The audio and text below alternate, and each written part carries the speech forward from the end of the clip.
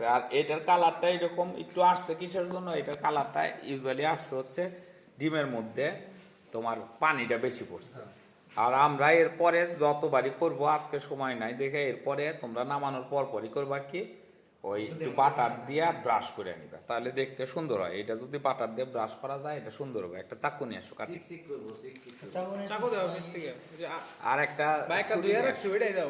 ই নিয়ে আসো, ওই যে ওই জায়গাতে প্লেট নিয়ে আসো একটা, এইটা দিয়ে কাটে বেটা, ছুরি আমি চিনাই নাই। ব্রেড কাটার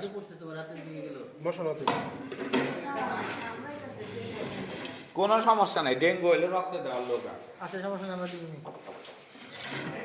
হ্যাঁ দেখো এই যে এই জিনিসটা ফাটছে, ফার্মেন্টেড হয় নাই দেখে, বুঝছো? সবগুলা ফাটছে, টোটাল ফার্মেন্টেশন হলে জিনিসটা ফুলতো। ঠিক আছে, আমার ইস্ট বেশি সম্ভব কাজ করে নাই দেখেই এই ফার্মেন্টেশনটা হয় নাই।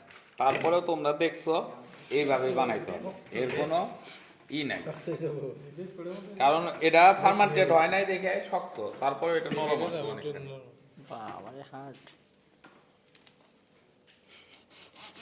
সেই হার্ড। কাটো।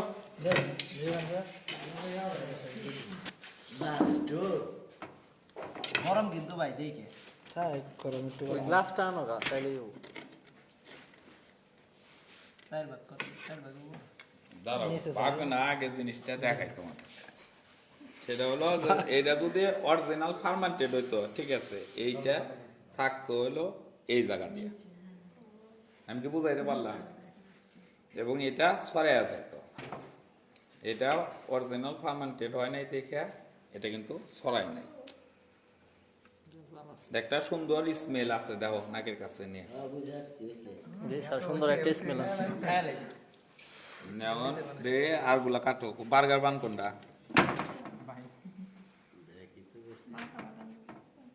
এটা বলতে বার্গার বান। কাটনো স্যার।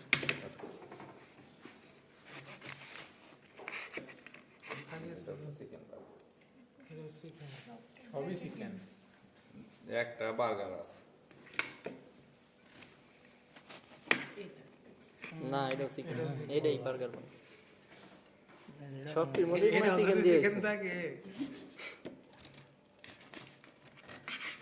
এটা স্যার দেখো আরেকটা জিনিস, রিয়াল ই হলে এই যে এই জায়গাটা একটু হলে এই জায়গাটা একটু হলেও ফার্মেন্টেড হয়েছে, একটু ভালো করে খেয়াল করো এই জায়গাটা, এই সাইডটা কিন্তু ফার্মেন্টেড কিচ্ছু হয় না।